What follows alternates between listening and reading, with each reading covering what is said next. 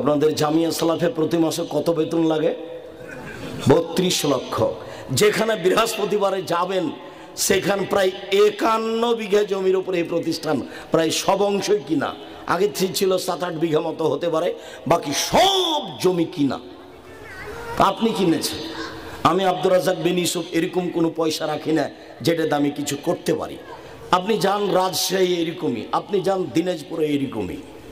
সম্মানিত দিনী ভাই বোন, আমি আপনাদেরকে এইটুকু কথা বলে এই মর্মে সচেতন করতে চাই যে আপনাকেও ছেলে মেয়েকে মানগত শিক্ষা দেওয়ার জন্য প্রাণপণে চেষ্টা করতে হবে, যাতে করে আপনার ছেলে মেয়ে জাতির জন্য বোঝা না হয়, আপনার ছেলে মেয়ে জাতির জন্য অভিশাপ না হয়, আপনার ছেলে মেয়ে দিয়ে জাতি যেন ক্ষতিগ্রস্ত না হয়।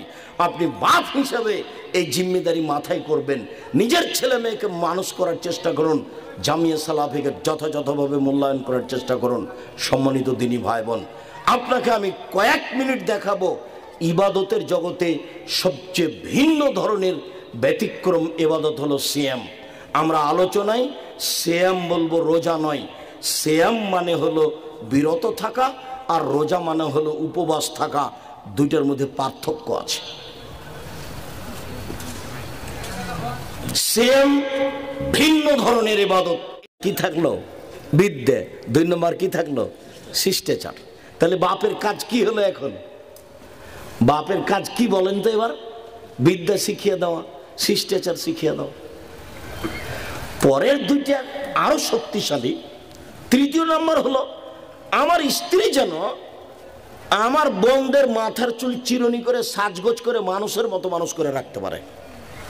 কোন সময় যেন আমার বোনের মাথার চুল এলোমেলো না থাকে, কাপড় চুপড় যেন এবড়ো থেবড়ো না থাকে, ময়লা টলে যেন না থাকে, আমার বোনেরা যেন ঝকঝকে হয়ে থাকে সব সময়। এইটা আমার স্ত্রী করে দিবে, তাই আমি বেশি বয়সের মেয়েকে বিবাহ করেছি। 4 বলে তাকুমা আলাইহিন্না, আমার স্ত্রী যেন আমার বোনদের পাহারা দিতে পারে। নেন, এবার তো আরো কঠিন হয়ে গেল। সালাত, চলা ফিরা, খাওয়া, পুরো জীবনটা যেন আমার বোনদের আমার স্ত্রীর চোখের উপরে হয়। সব সময় যেন আমার স্ত্রী দেখতে পায় আমার বোনেরা কি করছে। তাই তো পাহারাদার, পাহারা দেবে। 1 বিদ্যে, 2 শিষ্টাচার, 3 সাজগোজ করে রাখা, 4 পাহারা দেওয়া। সব বুখারী মুসলিমের হাদিস, স্বাভাবিক নয় তো? গাড়ির গায়ে লেখা আছে আদ-দাওয়া ইলাল্লাহ। তাই আমি বললাম, আব্বু আদ-দাওয়া ইলাল্লাহটা কি? তো বলছে, আব্বু আপনাকে তো আমি প্রায় 90 সাল থেকে এখন পর্যন্ত দাওয়াত দিতে দেখলাম, আর আমিও পৃথিবীর বিভিন্ন দেশ ঘুরলাম, তাতে আমি বুঝলাম ইহুদি খ্রিস্টানরা বিদ্যা বুদ্ধি বেচে খায়। ইহুদি খ্রিস্টান কি বিক্রি করে খায়? বিদ্যা বুদ্ধি বিক্রি করে খায়। কলা কৌশলে তারা সারা পৃথিবী দখল করে মানুষজনকে গোলাম বানিয়ে নিজের রাজত্ব চালাচ্ছে। তাই তো পদ্মা সেতুতে ওরাই হলো ইঞ্জিনিয়ার, ওরাই হলো ম্যানেজার, আর আমরা হলাম কিষান আর কামলা। আমাদের মাথায় আছে ইট আর খোয়া বালুর কড়াই। তো কি করতে হবে? তো বিদ্যার সূচনায় যেতে হবে। ওরা যে ভিন্ন, আমরা যে ভিন্ন, ওদের আকীদা ওদের আদর্শ, আমাদের আকীদা আমাদের আদর্শ যে ভিন্ন, ওরা যেন আমাদেরকে বিদ্যা বুদ্ধি দিয়ে প্রতারণা দিতে না পারে, তাই সূচনায় যেতে হবে। তাই মক্তব পরিচালনা করব সারা দেশ জুড়ে, যেখানে থাকবে শিক্ষা কার্যক্রম, যেখানে থাকবে দাওয়াতি কার্যক্রম। এই দাওয়াতি কার্যক্রম হাতে নিয়ে, শিক্ষা কার্যক্রম হাতে নিয়ে কয়েক মাসের মধ্যে বই লিখে সিলেবাস তৈরি করে বই ছাপিয়ে কাজ আরম্ভ করে আলহামদুলিল্লাহ প্রায় 350-400 মক্তব চালু হয়েছে। প্রায় 150-200 শিক্ষক প্রশিক্ষণ নিয়ে ফেলেছে, যারা আপনাদের টাকাতে আসে, আপনাদের টাকাতে যায়, আর আপনাদের টাকা দিয়ে খায়, আর আপনাদের টাকা দিয়ে ছাপানো বই ফ্রি নেয়। আপনাদের টাকা মানে জামিয়া সালাফিয়া। আর এদেশের মাটিতে জামিয়া সালাফিয়া এমন একটা প্রতিষ্ঠান যেটা শূন্যের উপরে আছে। নিচে কোনো নির্ধারিত লোক, নিচে কোনো বিত্তশালী, নিচে কোনো নির্ধারিত 5 জন কমিটি, এরকম কিছু দিয়ে জামিয়া সালাফিয়া চলে না। বৈদেশিক সহযোগিতায় জামিয়া সালাফিয়া চলে না। দেশের কোনো বিত্তশালীদের জামিয়া সালাফিয়া চলে না। এই দেশের সর্ববৃহৎ শিক্ষা মানে সর্বোচ্চ আয়াতনে সবচেয়ে বেশি বড় প্রতিষ্ঠান হলো জামিয়া সালাফিয়া। আমার মনে বড় সাধ, এই দেশের মাটিতে আমি জামিয়া সালাফিয়ার মাধ্যমে ছেলে মেয়েদেরকে বাংলা, ইংরেজি, আরবি উন্নত মানের শিক্ষা দিয়ে জাতির অন্যায়ের বিরুদ্ধে লড়বো। মুখে কলমে মিডিয়ায় লড়বো ইনশাআল্লাহ।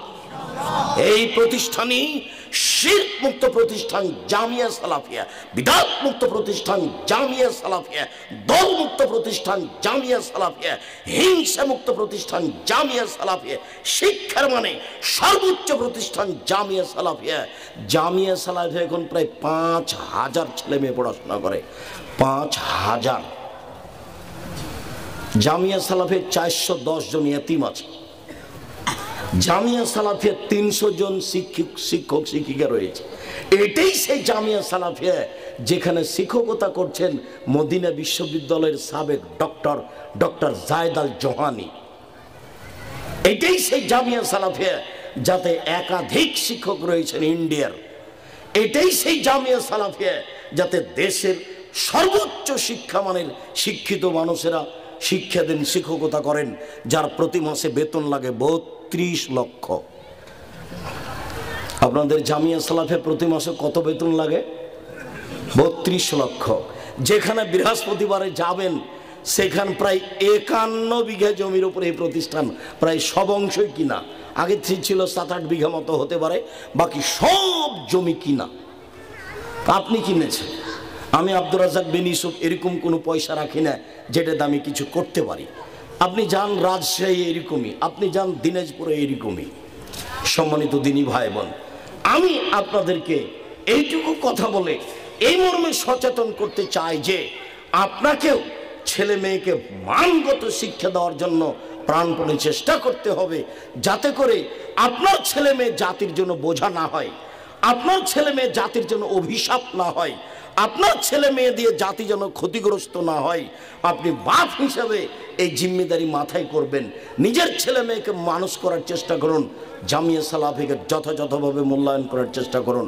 সম্মানিত দিনী ভাই বোন, আপনাকে আমি কয়েক মিনিট দেখাবো ইবাদতের জগতে সবচেয়ে ভিন্ন ধরনের ব্যতিক্রম ইবাদত হলো সিয়াম। আমরা আলোচনায় সিয়াম বলবো, রোজা নয়। সিয়াম মানে হলো বিরত থাকা, আর রোজা মানে হলো উপবাস থাকা। দুইটার মধ্যে পার্থক্য আছে।